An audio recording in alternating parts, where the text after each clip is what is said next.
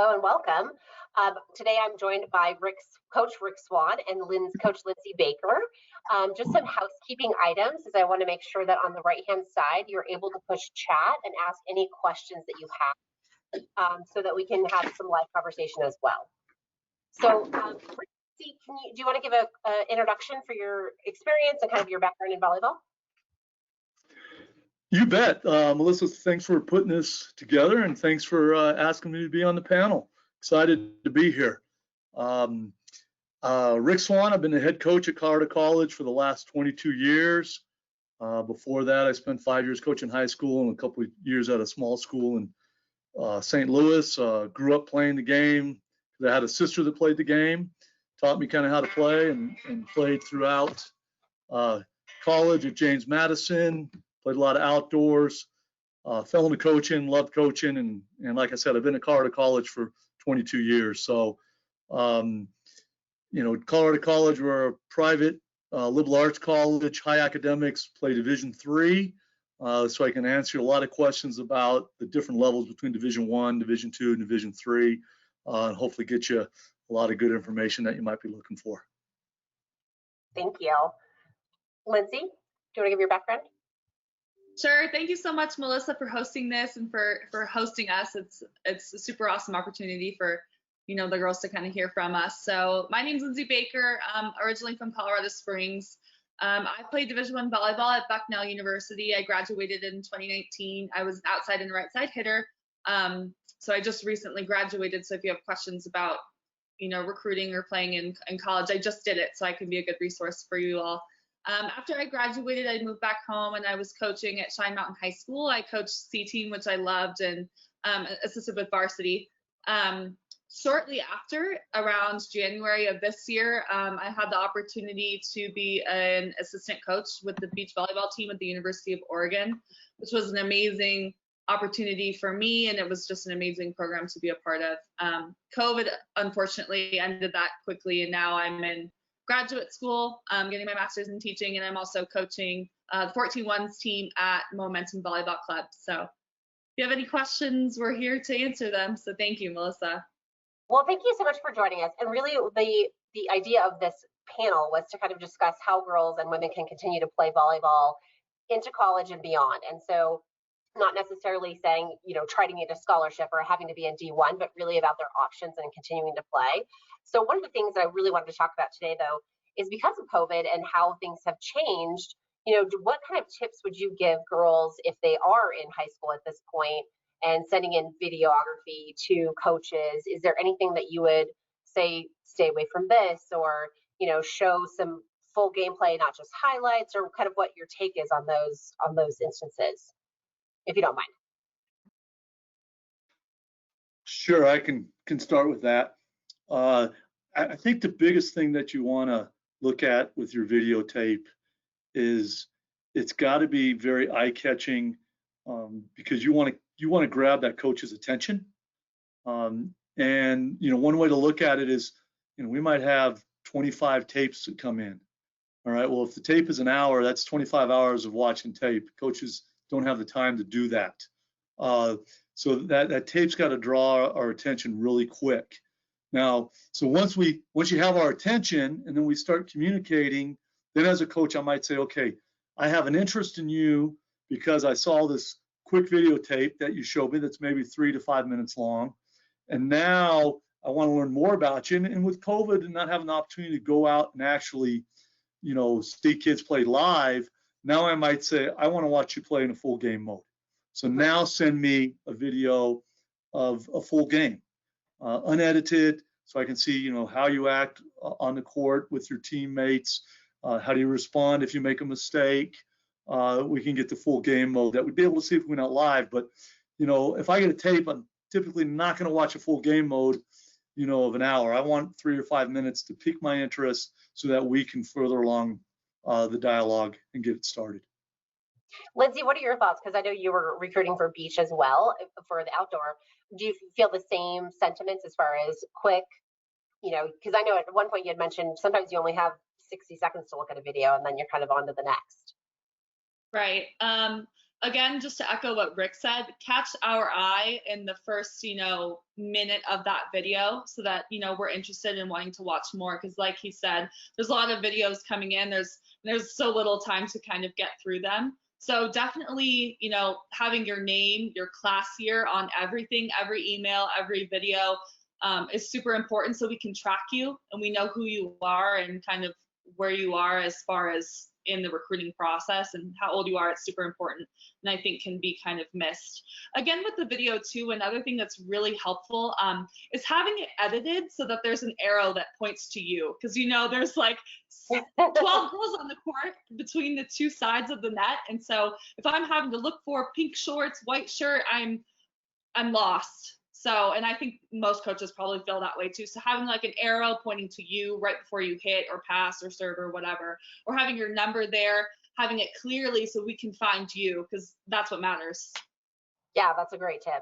Do you feel that you're looking, so when they're doing a positional, let's say they're going for outside hitter or setter or libero, is that something that you would suggest they only send highlights of those particular moves, or is there something you would suggest depending on position for their videos? Exactly. If you're a middle hitter, I don't care to watch you serve. Okay. I want to see you attacking. I want to see you blocking, things like that. If you're a libero, I want to see you making digs, making great passes, serving maybe a little bit. But I mean, we get a lot of videos of, 3-4 minutes of somebody just serve after serve after serve. And it's like, you don't have time to watch that. We want to see, those actions. We want to see how athletic you are. And we want to see you playing your position. Would it be a good idea to have 2 videos in an email saying like, here's the short intro, and that if you have further interest, here's a longer video to review additional hits or something like that? So that way you're not having to reach out to get a second response from that player, but it allows you to show your ability in, here's my position highlight, here's this highlight, here's a longer review. That's a great idea. Here's my short video. Here's me get live gameplay if you want to watch more, because that short video is what's going to pique our interest, and that's what you really want to do is get us interested, and kind of catch us, with a hook, and then we're gonna want more. So if we have that, we're able to watch it. The other thing I would suggest is avoid having to log in, having to create a password. YouTube video, having to watch an ad for 60 seconds. I want a 2-3 minute clip of what you can do on the volleyball court. And the quicker I can click on that and watch that, the better it is. And the more chance I'm going to actually continue to watch that video. If I have to create a login account and create a password, sometimes it's like, I'm going to go watch the other 10 videos. And by the end of the day, I might not ever get back to do that. So, it's the quickest way for us to look at that video and catch our attention is the best way to go about it. Absolutely. And that makes sense. I mean, I know when I look at videos and there's a download transfer, download this, I'm like, oh, forget it. Or I think I might go back to it, but then 17 other things happen during the day and I never return, or it accidentally closes the window and I don't even go back to look for the email that originated from. What are your thoughts, Exactly. Lindsey? I was just about to add that. If you're using some kind of software like Sports Engine where you're uploading your videos and stuff, that's great. And that's a good resource where you can put the link in the email, like at the bottom somewhere, but make it as easy as possible for these coaches to click on it and it goes directly to you playing. Because again, we don't have the time to kind of go through it. If there's, a username, if we have to do the username thing, you kind of lost us and we don't have the time for that. So have the YouTube link right there. Don't say, oh, here's my YouTube channel at this, click this. It's too much. So just have the link of your short little highlight video and then any additional things that you have. Like if you do have a YouTube channel, that's great. Put that link secondary. Make that highlight clip easy to click on, easy for us to see, and no login required. Okay. How about for middle school girls starting in this process? Do you feel, I mean, Lindsey, you've gone through this process of going into a D1 school, and Colorado College has summer camps for girls. Do you suggest that that's something kind of pivotal for them to get into, to kind of have some exposure, maybe just kind of feeling out different things? Or what are your thoughts on college camps over the summer? So I think something that I didn't realize until later in the recruiting process was that not only was a school looking to see if I was a good fit for them, but I'm also looking for a good fit for me. So it was really important for me to go to the schools, meet the coaches, meet the girls. So I attended camps over the summer, especially schools that I was being recruited by or I was interested in. I felt like that was really important to get kind of a full picture of what the practice style is like. Just kind of get a feel for the gym. Am I comfortable here? So that was something that I partook in, and my parents were very supportive, so I was very lucky. But definitely, if you're super interested in the school, I would definitely recommend going. And if you have the opportunity to play with the coach there at the university before you commit, I would definitely recommend doing that. Okay. And do you recommend, so Rick, do you recommend seeing girls in their middle school ages, or do you feel like there's not that much pressure, just kind of get there to get the feel of the coach, the team dynamics, the school in general, and kind of feel out that process? I think middle school is really young for that. But at the same, I mean, it's great for them to go to camps, but you don't necessarily have to fly them across the country to Stanford to go to Stanford camp because you want to go to Stanford. There's going to be 500 kids there, 7th and 8th graders, and you probably won't stand out. Unless you're 6'4" in 8th grade, then you might.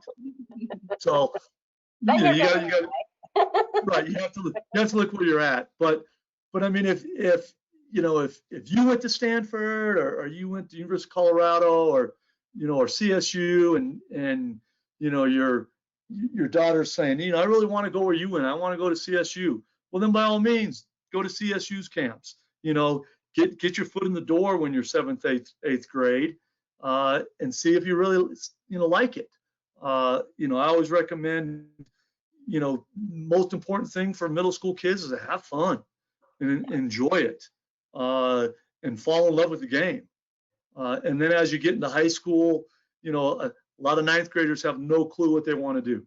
So go to different camps. Go to a camp on a big campus that has 40,000 students, and then maybe go to a camp, on a small campus that has 2,000 students, and get the feel of, what kind of campus do I want to spend 4 years in college at, and start finding that fit. And then as they hit, junior year, sophomore year, they can kind of start to narrow it down. I think I really want a big school. I'm really interested in majoring in this, so I'm going to go to these schools. And you can travel a little bit. Maybe, you want to go to school in the Northeast. You can go out there and experience some schools out there. If you want to go to school in California, or if you want to stay here and be in Colorado, or maybe you want to go to Florida. I mean, whatever you want to do, then you can start doing that as a sophomore and junior and getting your foot in the door and getting that exposure to those coaches at those camps. But middle school, most kids have no idea. A lot of times freshmen and sophomores have no idea what they want to do. So, but it's about finding that right fit and getting those experiences. And so I've had kids that have walked on campuses that are huge, and they're like, whoa, I don't want this big school environment. And other kids walking on and go, God, this is so cool. I love it here. This is where I want to go to school. So get those experiences and find that right fit. And it doesn't hurt to start when you're young. Definitely.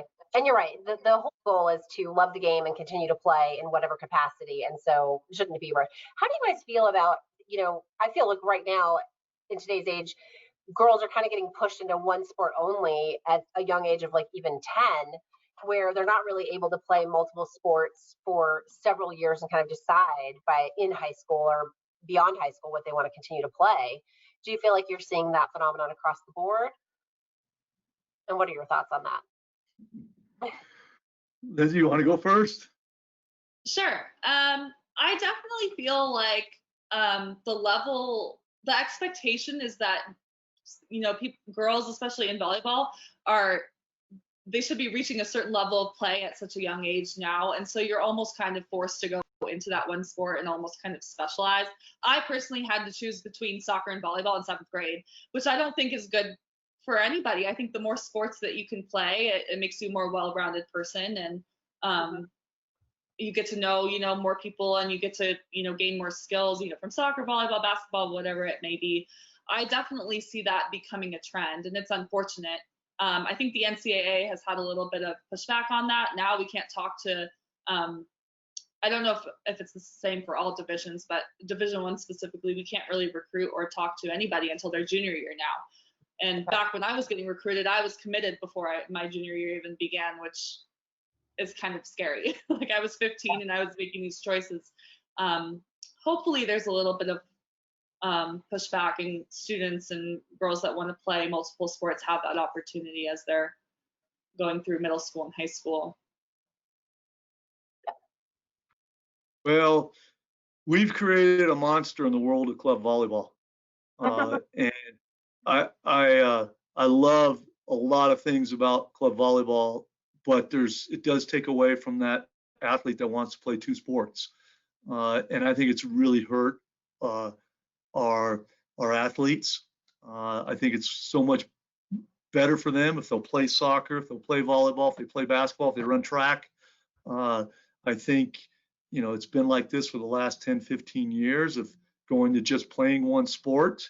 And I think we're going to see a lot more injuries. I'm not a doctor, so I can't really contest, but I've heard, we're going to have a lot more injuries because you're only doing one thing and you're using the same muscles, where if you played multiple sports, you're training, you're doing things that are, forcing you to use different muscles all the time. So the issue is, can a young athlete, do everything, do well in the classroom, go to soccer practice, go to volleyball practice, go to track practice, and do all these different sports. And I've seen athletes that can do it and handle it, do really well, but it may not be for everybody.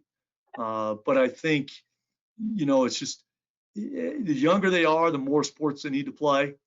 And it doesn't mean you can't not play, club volleyball at the age of 12, play club volleyball, but continue to play soccer and do other things and try to find a balance where you can do more than one thing until you get into high school and you get to be, 15, 16, then maybe you just go to one sport. But I've had kids in club, and I've always, hey, if you're running track, you run track, get to practice when you can. We're going to practice for 4 hours and we're going to play volleyball. I don't need to condition. You're going to get your conditioning at track. So Lindsey can kind of attest to that when I coached during club back in the day.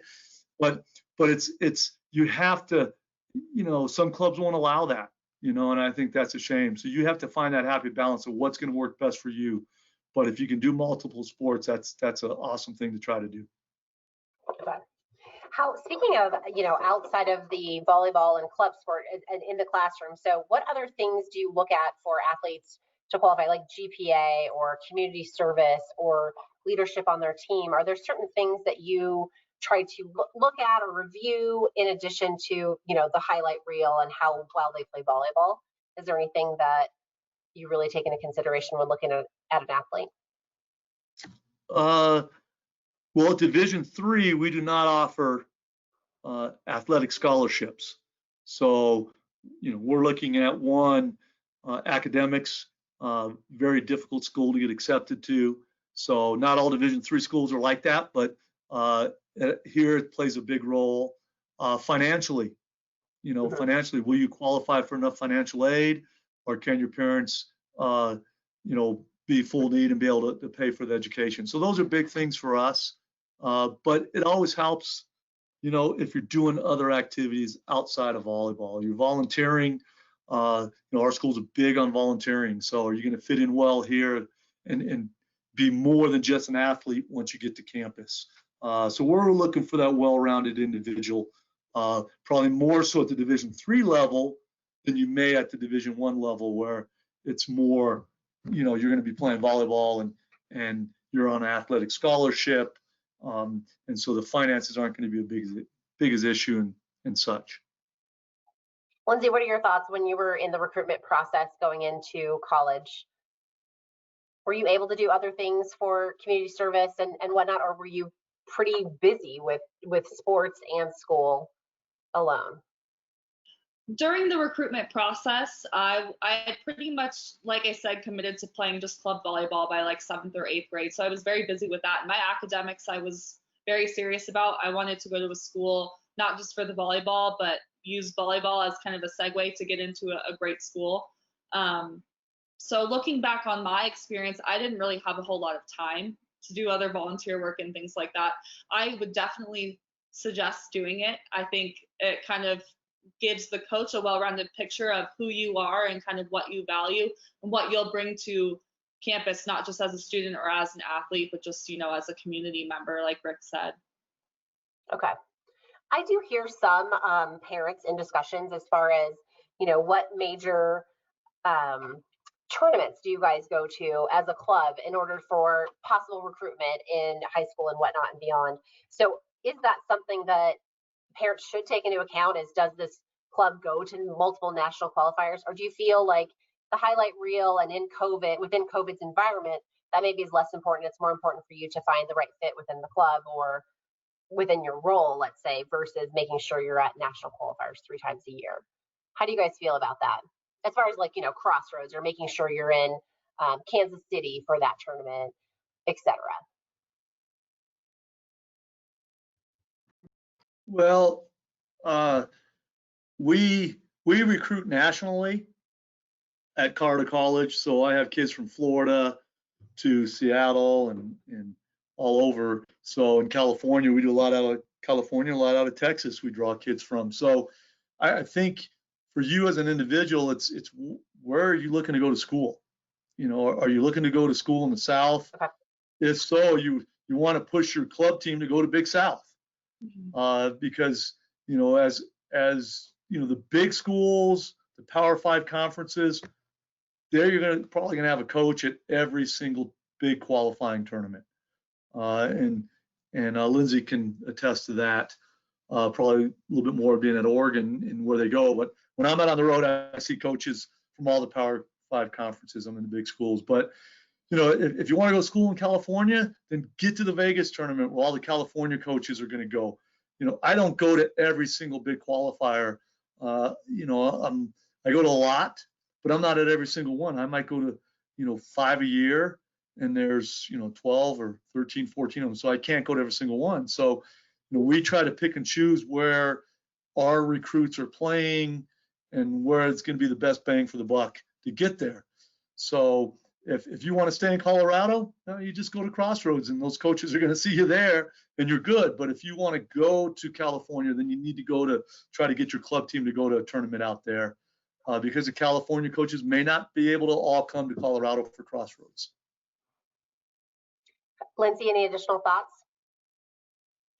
So thinking about when I was at the University of Oregon, so with the beach program, it wasn't really fully funded at all. We didn't offer any athletic scholarships. So it's similar in a sense to the Division I sector where Rick is coaching. As far as recruiting goes, we would stay mostly on the West Coast. So if you're wanting to go to a school like the University of Oregon, definitely get out to those California tournaments. Again, echoing what Rick had to say. But I will say that these national tournaments are a great way to get looked at by schools that you may not even have heard of. That's kind of my similar experience. When I was actually playing for Rick, my 16s year, I ended up going to Bucknell University, and they saw me at nationals. I had never heard of the school, and my parents were like, oh, I think maybe you'd like it there. So that kind of was kind of serendipitous that I got seen and they reached out to me. So these qualifiers are a good way as a player to get seen. But definitely if you're not sure where, what region of the country you want to go to school, maybe try to get it to as many as you can with your club team. But if you have a good idea about staying in Colorado or whatever, Crossroads is definitely a good place to be because all the coaches will be there anyways. So just depends on what you're thinking you want. I think it's just good advice because sometimes as parents, we don't want to steer our athletes wrong, but at the same time, sometimes we're overthinking things and saying like, okay, we have to make sure these things are available, and maybe that's not really true. You know what I mean? We want to make sure that they're just playing and having fun, like you said, and just continuing to play. And if they want to stay in the West and they're at, like you said, in Colorado and they're attending Crossroads, you're fine. You don't need to worry about making sure you're making it to different parts of the country. So that's just what I want to talk about.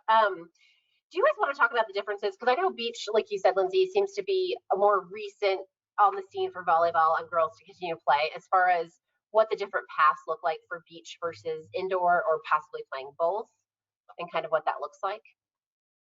Yeah, so depending on what you want to do, you have a lot of options to play volleyball, beach or indoor. Some programs, depending on what the funding looks like and what the numbers look like, you can play both indoor and beach. So you can play indoor in the fall, and then you can play beach in the spring. Some schools, depending on where you go, especially the California schools and the West Coast schools where beach volleyball is big and competitive there, they'll usually have separate teams. They usually don't have girls floating back and forth. So you have a beach team where you would just compete in beach, and then an indoor team that's separate. At the University of Oregon, we had some girls that were just beach girls, and they would just compete with the beach team. And then we had some girls that would kind of float over from the indoor team and play both. So depending on what you're wanting, if you want to play volleyball all day, every day for the whole year, you have that option to play beach in the spring at some schools. So it's just kind of what you're looking for. Beach volleyball is a lot more popular, I would say, like on the West Coast or kind of down in Florida, because Rick's daughter actually went and played both indoor and beach down in Florida at Jacksonville. So he can probably talk a little bit about that as well. Yeah, I would love you to. I feel like that's something that girls are interested in right now, and it's a great option. No, I think Lindsey did a great job of explaining it. There's some schools out there that have, gone headfirst 100% into beach. They fund it, they scholarship the kids, and they keep them kind of separate. They have a head coach for beach, and they have a head coach for the indoor. And there's not very many players that are crossing over. But more and more schools, typically when schools start a beach program, they usually start it as kind of like a offshoot of the indoor, and the kids that are playing indoor to also play beach. Sometimes it's the head coach from the indoor team that is coaching the beach team. But as you get kind of the more, programs that are sponsoring them separate, then you tend to have, kids from just beach and kids from indoor. My daughter played in a program that was just kind of starting out with the beach program. I think it was the second year when she got there. So she played indoor, had an okay experience indoor, started playing beach, loved beach. She was at the point where I just want to play beach, but ended up playing indoor because that's where her scholarship was, and had a great experience in 4 years. But I think now she had to do it. She may go just the beach route and just play beach all the time because she fell in love with that game. And being from Colorado, she didn't have that opportunity to play beach that much. Played a lot of grass volleyball, loved grass, but then when she got to Florida and started playing in the sand and the beach, she really fell in love with it. Now the game, she's been out 2-3 years now when she graduated. So it's been 6-7 years since she was looking to go into college. Now there's a lot more programs that are sponsoring beach, and there's a lot more junior programs that are sponsoring beach. I mean, the Rocky Mountain region here has a great beach program. They didn't have that 7-8 years ago. So the kids today can kind of pick that path if they want to go beach or if they want to go indoor. But I would say there's a lot more opportunity indoor at this stage of the game than there is opportunities for kids to go play beach. Okay. Is there any certain qualities you look for in a player's personality or character? So if you are observing them at crossroads, are there things that you're, viewing their attitude on the sidelines as well as, how they recover from errors? Or are there any other tips and things that you look at to see how they're interacting with their teammates and kind of not necessarily volleyball fundamentals, but their attitude and their approach to the game, I should say? Attitude is so important. And it's something that we want to have a great team chemistry. We want great team players. We push that every day in practice. And so we'll observe that, how do they act on the court? How do they act to officials? How do they act to their parents? And how do the parents act? We want them to come and be young adults that are going to go on and graduate and go out into this world and be strong, powerful women. And we want to answer to them.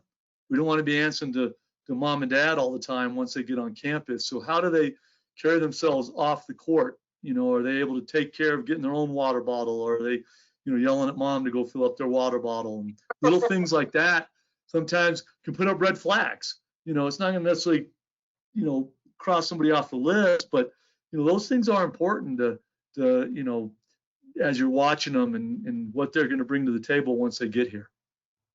Yeah, I think that's a great point. You definitely see, yes, I think that's fantastic. I love the fill up my water bottle or the here, Exactly, and who's making the phone calls, or who's sending the emails? Is mom and dad sending the emails, initiating the contact?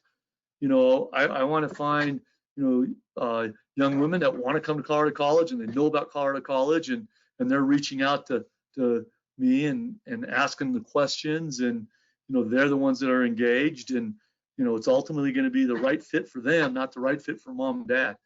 And sometimes it's a great fit for mom and dad, and we lose a player, but that's okay. As we want them to come here and be the right fit. Yeah, and for it to be their dream, not someone else's dream that they're pushing through. Exactly. And they need to find that out. And it's okay for mom and dad to guide them along the way and open up some doors for them, but let them jump through that door and find out if this is where they really want to be. Absolutely. Lindsey, any thoughts? I think when looking for players, like on the coaching side of things, there's already a culture established on the team that we're already coaching. We already have girls there. So it's really important that we're looking at personality traits, again, kind of echoing what Rick was saying about, can you advocate for yourself? Are you a good teammate? What does your body posture look like after you make a mistake? Are you being supportive to your teammates? What's your communication like? Volleyball is a game of communication.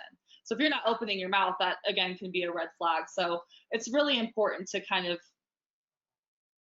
just be a good teammate on and off the court, because we're not just watching those, we're not just watching you, hitting the ball if we're in person, or passing or serving or whatever. We're looking at all those other things. We're looking at effort. We're looking at communication. We're looking at your attitude. We're looking at how you do come together in the middle with your team. It's all those little pieces, because I think as a coach, I would much rather have a player that isn't as good skill-wise, but is a great all-around person and communicates well and is easy to work with, than someone who's just a star but doesn't really care about the team and is a selfish player.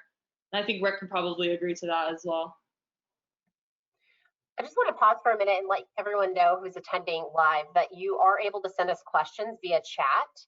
So on the right-hand side, if you arrow down on chat, you can enter a message either privately or to the entire audience and give us any live questions you have as well. Okay. Are there any other topics you guys would like to speak about, or any other thoughts as girls are going through this process? I really just wanted it to be not, information, and not necessarily a sales pitch on, oh, this company can create this video for you, or, I feel like a lot of the information that's out there right now is very geared towards an industry of signing your daughter up with someone to help them get recruited, versus just general information for them and just for them to continue to think about how they want to play and where they want to play. So are there any other thoughts that you guys are thinking of, or tips for parents, I think players? The biggest tip that I would put out there is, there's so much information that you can gather on the internet. So as your daughter's looking, where do I want to go to school? What do I want to major in? And what is it I'm looking for? And they can surf the internet, look at, colleges, admissions pages, find out what they really want. And then when they narrow in on a list of schools, then they need to start reaching out to the coaches. But they need to send emails that are short and precise and to the point. I don't want an email that's, 4 pages long, because it goes back to the video. I had 3 emails come in while I'm sitting here, and so in a day's time, you might get, 25 emails. Oregon might get 100 emails, 200 emails in a day. So, if you want that coach to read your email and they open it up and it's 3 pages long, they may miss the highlights. So you have to find that way to get the hook on that coach and engage with that coach. So maybe you want to go to a particular school because that's where your parents went. That should you tell them. My mom and dad are alumni of Colorado College. Boy, I'm going to read that and I'm going to look into this, because I know they know about Colorado College. But if you say, hey, I'm interested in your school because I want to major in accounting, and we don't have an accounting degree, delete, go to the next one. So, but then it's like, why should I read more, or why should I come see you play? So you need a short email, highlights. I play for this club. I'm a 5'10" outside hitter. I'm a 6'2" middle hitter. You know, the quick highlights that are going to grab me to say, oh, I want to learn more about this player. So I love bullet points real fast. Maybe you're going to a tournament, maybe you're going to Crossroads, and 5 schools that you're interested in are going to be there. You send them an email. I'm playing in Crossroads this weekend. Please come watch me play.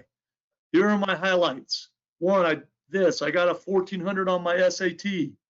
You know, I got a 34 on my ACT, whatever it is, you know, that are going to grab the coach that says, I need to learn more about this player. But if it's a really long email that you got, you know, 3 brothers and 4 sisters and your dog, you know, it's like, I don't need that first email. Down the road, as I get to know you, then I want to learn more about you and your, you know, your family and things like that. But what's going to be that catch that's going to make me want to learn more is what you have to do in that first email. Okay. That's great advice, because you don't want to be the person putting in those hours of 3 pages only to know it's getting deleted anyway. So that's great Correct. advice. But do your homework and make sure, you know, when you send that email that you're using the coach's time wisely, that you have an interest in that school. You know, I'm looking at a big school, or I'm looking at a small school, you know, I'm looking at a small Christian school, you know, and you send those emails out to those schools that you have that niche. You know, I want engineering. I'm looking at Colorado School of Mines and I want to be an engineer. You know, that coach is going to be like, great, I got someone who wants engineering, not, oh, I want education. Well, why are you sending me an email about education or an engineering school? That type of thing. So you have to do your homework and your research really before you send that first, you know, and make it personal. Why you're, you know, we get emails, hi, coach. You know, I had one come in the other day, hi, Coach Smith or something. I was like, well, it's not me, you know, so, and I understand it can happen, but make it personal so that I know that you've done your homework, you know about Colorado College, you know, and why you want to come to Colorado College. And I'm more apt to read that email, look at it, and make a note and respond back to you. Yeah, so don't just template the email to where you have generic information of, like you're saying, I want to be an accountant, if you're applying, if you're sending it to a school that doesn't even have that as a degree. So, right. Lindsey, what are your thoughts?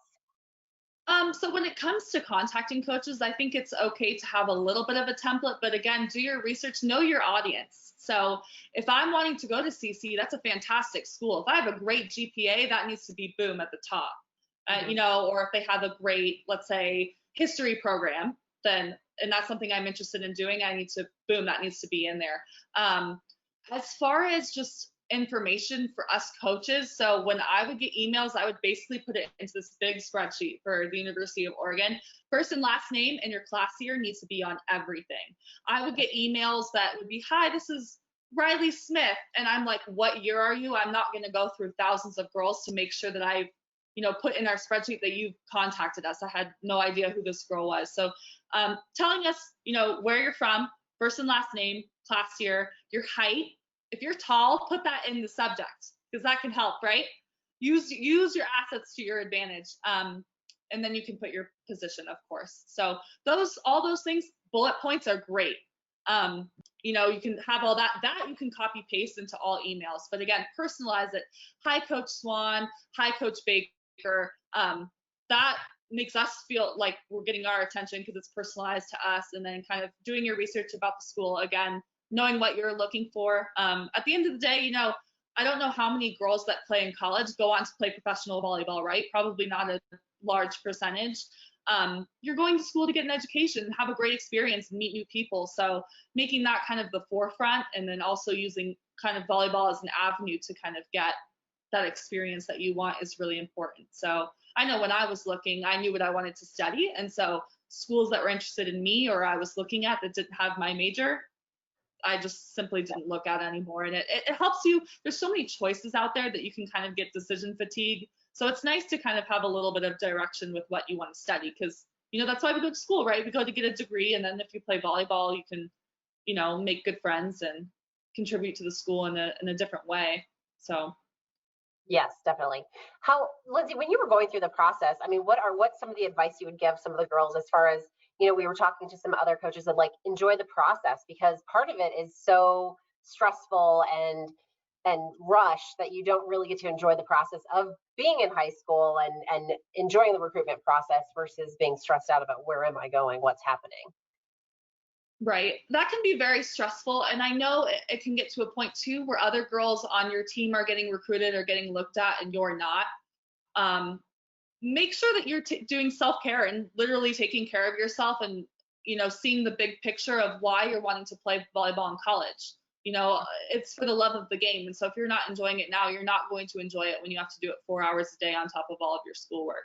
So I think going back to that why question, why am I doing this? Why am I in this process? And trusting the process, which can be very difficult. But also you can take solace in your teammates who are going through the same process too. You can talk about it and use each other as a support system. That's how I got through it, especially with Rick's daughter and some other girls that were on our team when we were all going through that. It bonded us and brought us together. So you're not alone in the process. Your parents are here to support you. We as coaches are here to support you. Your teammates are there to support you, and it can be frustrating, but you'll make it out on the other side, I promise. Just put in the work and enjoy yourself. Yeah, absolutely.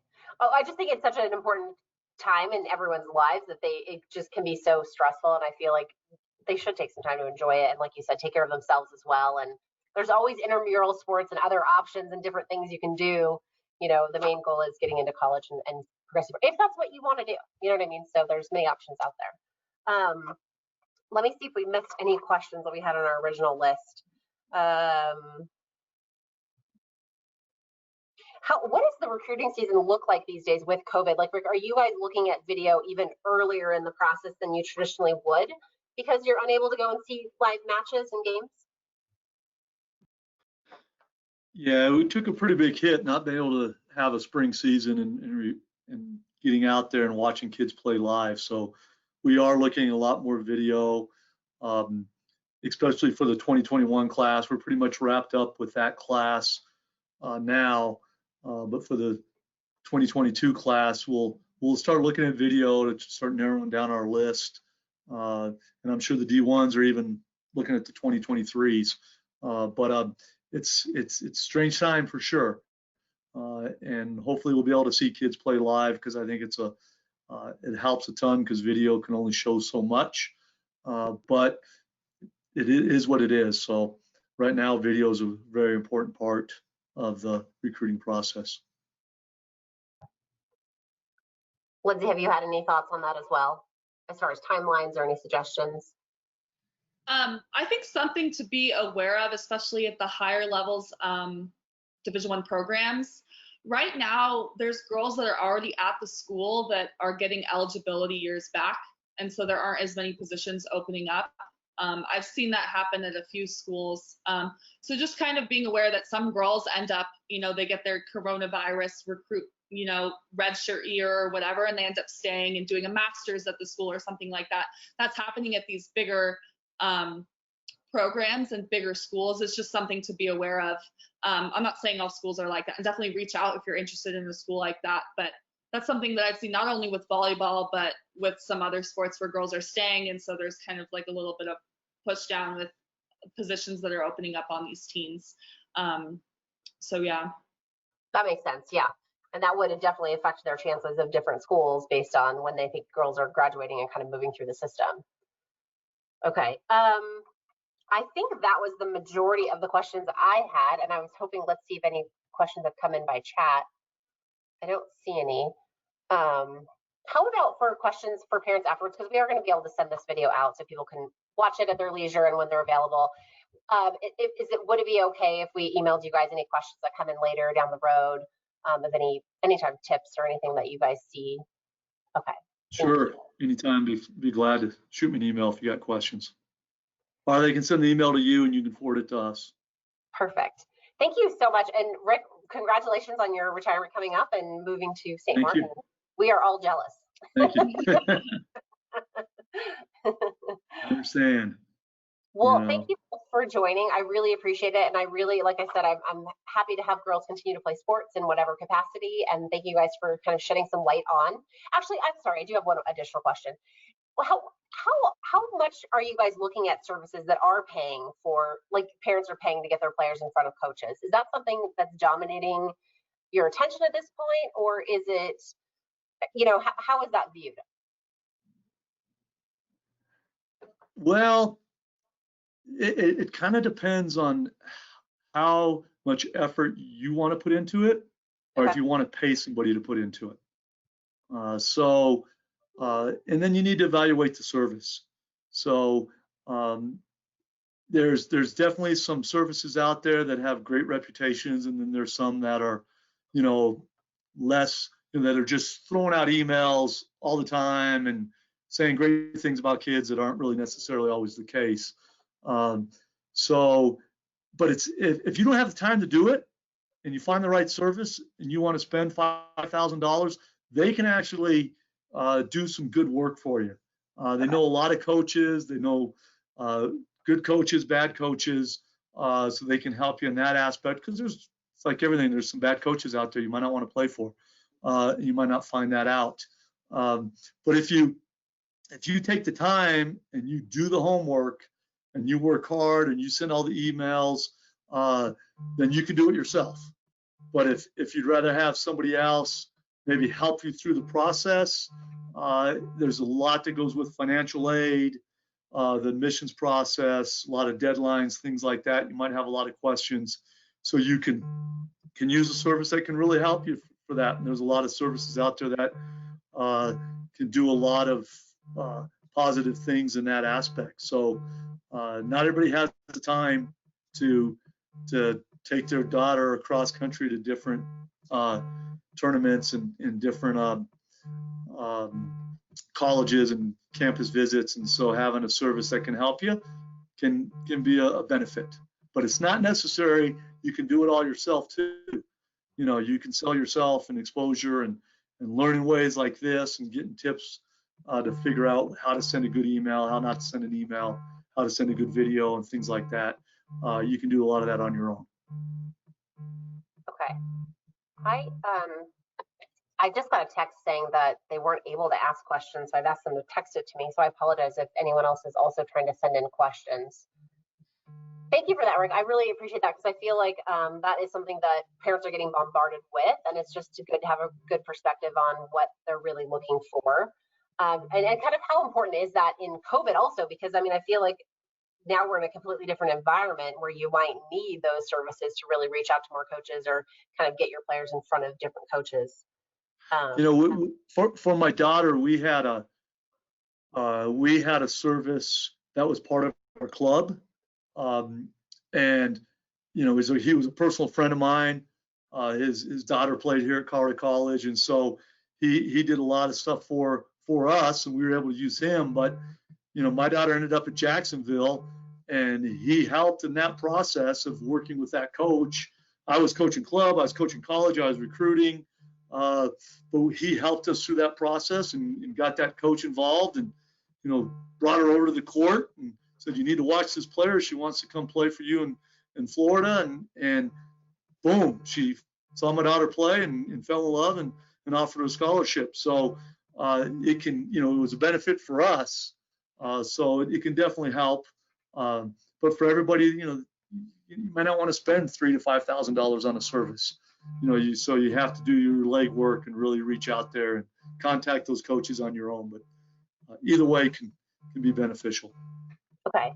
One of the questions that has just come in is any advice for how a 5'5" DS can stand out? In the world of volleyball, everyone's looking at height, and even like you said, Lindsey, put your height in the subject line and really highlight if your daughter is not a tall player, what are some of the ways that they can stand out? In DS is one of those positions, or libero. I think something that we were looking at the University of Oregon was for our libero and DS types was athleticism and quickness. And a libero or DS is more of a leadership role as well too. You're kind of in charge of the back row, so it's really important that you're constantly communicating. You can still play big even if you have a small stature. So it's like, is this person confident? Can this person make athletic plays and support their teammates? We look at those things as well. Okay. So if you have some crazy videos of you making some awesome digs or making awesome plays where you're athletic, working hard, staying low, definitely put those, you know, in your little highlight towards the beginning. That can help you stand out, because at the end of the day, we need liberos. It's one of the most important positions, and those girls aren't tall, but those girls still get recruited. So.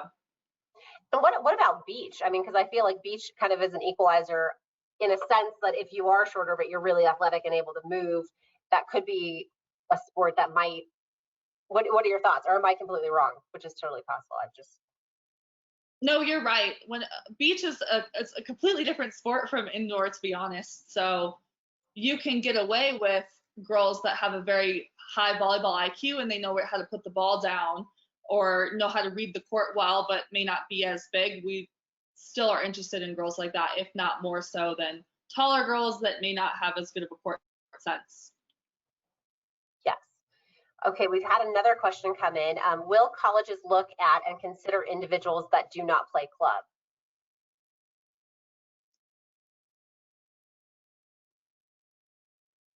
Were you guys able to hear me? I'm sorry.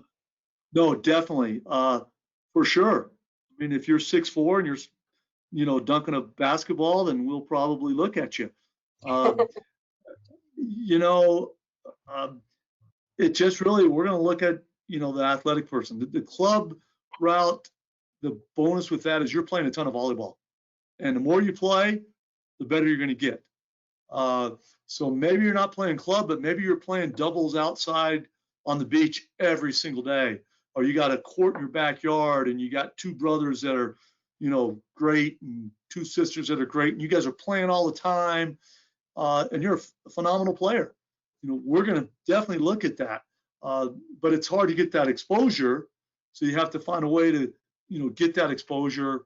But there's high school kids that sometimes only play high school, and, you have that exposure. But it just depends on what level you want to play and what level you are as an athlete. That's going to make you stand out, even though you don't play club volleyball. But when you play club volleyball, it just, you're touching the ball thousands and thousands of times, year after year after year. You're going to get better. So you have to find other ways to get those touches and get those, thousands and thousands of touches to catch up to those kids that are playing club volleyball. Okay, and I was just asking that parent back. I said, are you asking because you're playing multiple sports? Because a lot of kids do want to play multiple sports, and club sometimes can eliminate those second and third sports, as we talked about. But they're saying no, she actually plays club, school, and league. So she's all in on volleyball. But do they continue club, or is it something that you feel like they can move forward with playing school and league only? Because a lot of the volleyball clubs in Denver area have leagues that actually have some pretty high level play as well. I think it depends on what level of play that this athlete is looking to play, what Rick was saying. I think if you're wanting to play Division I volleyball, unless you are an amazing athlete and you're really tall or you can jump really high, it's really hard again to get that exposure. And so if you're wanting to play high level, I would suggest playing club, depending on kind of where your athleticism lies. But there are opportunities, again, if you're getting those touches and you're finding other ways to get those touches and you're wanting to, play at a lower level, then that's totally possible too. You just have to find a way to be diligent about it and consistent about it. I would imagine one of the issues might be also like trying to create a video of a full game play might not be at a higher level if you are just school would work, but maybe in a league situation, it might be harder to have a highlight film, let's say. I'm not sure. No, for sure. And to put it in perspective, I've been here 22 years. I can't remember the last time I had a player that made our team that did not play club. Okay. I think it's probably been 15 years since I've, had a player that didn't play club that, played 3 sports in high school, but was very athletic. They could come in and make our team. So it's definitely, but the exposure is the big key because we're getting out there watching kids play. But if you're extremely athletic and you love to play basketball and you love to run track or play softball and you want to play all 3 and that's what you want to do, what's your goal in college? Is your goal to play Division I, get a scholarship and play Division I volleyball? Is your goal to maybe go to Division III school and play 2 sports in college and you're not looking at playing the highest level? We're a top 25 Division III program, top 10 program the last 5 years. So we're recruiting club kids, but if the right kid came along and she's grabbing the rim, I'm not going to probably say, no, I don't want you to come play for us. So you can definitely do it, but you got to figure out what your goals are, what's going to be the best fit for you. It might just be a little bit harder at that point. Another parent's asking, we cannot watch games at this time, so how should we get video? I do know a lot of the clubs are offering to live stream and possibly send in one parent to video. Do you guys have any suggestions on that or thoughts? It's really hard, I know, as it's all folding. Yeah, move to a state where they let you play, I guess. We have had a neighbor, they moved to Iowa for their boys to play football, and I thought, oh my gosh, that's crazy. Like, what if they get injured or something? But it's happening. I have a friend that runs a beach club in Southern California, and he hasn't been able to run his club. So he takes kids and they go to Arizona where they're allowed to play, and they play in beach tournaments in Arizona. So, I mean, you got to get creative, but it's tough. If you have no video, well, then you just have to tell the coach, I have no video, but I'm interested in your school, and once I can get video, I'll get you video. And if you're 2021, it's just going to be that much more difficult. But if you're 2021, hopefully you can find some video, when they were a junior, and as coaches, even as a sophomore, if I'm looking at a player who's playing 16 and under, and I can evaluate them at 16 and under and compare them to what other kids at 16 and under are doing, that can always be something that you can look at if you don't have it for 2021. Or you didn't get it last year as a junior, and you have no video. Try to find some old video that maybe, hey, this is what I was doing when I was 16, and try to do something like that. Maybe they could do a private lesson also and video, like how to get some highlights from a private lesson, let's say, and then try to look for some old tape as far as the full gameplay and just kind of combine those if possible. All that can definitely help. Okay. Yeah, it is a whole new world with COVID and what we're going through. Totally. And, I know Lindsey knows my daughter plays, but it's such a bummer to know that the season's going to be starting and we're not going to be able to be in there and watching and cheering. And you're like, I have to sit in the parking lot, So it's going to be crazy. Yeah. Well, I think that those are all the questions that have come through so far by text. And I do apologize again that the chat was not working. So if anyone sends any questions, my cell phone is 858-334-3793. And if we end up ending this broadcast, I can always send an email out and get answers back to the parents. But I think those are some good questions as far as what they're thinking and COVID and video and all of that fun stuff, just multiple sports. No, really good questions. I hope we helped. Hope everybody learned something. And if not, shoot us an email. We'd be glad to answer questions that way as well. Yeah, thank you so much for all of your time. I really appreciate it. And thank you guys for joining us on today. Thank you. Thanks, Stay safe, guys. everyone. Have a great day. Thank you. Thank you so much, Melissa. Send us emails if you have any questions. We can answer. Thank you, everyone. Have a great day.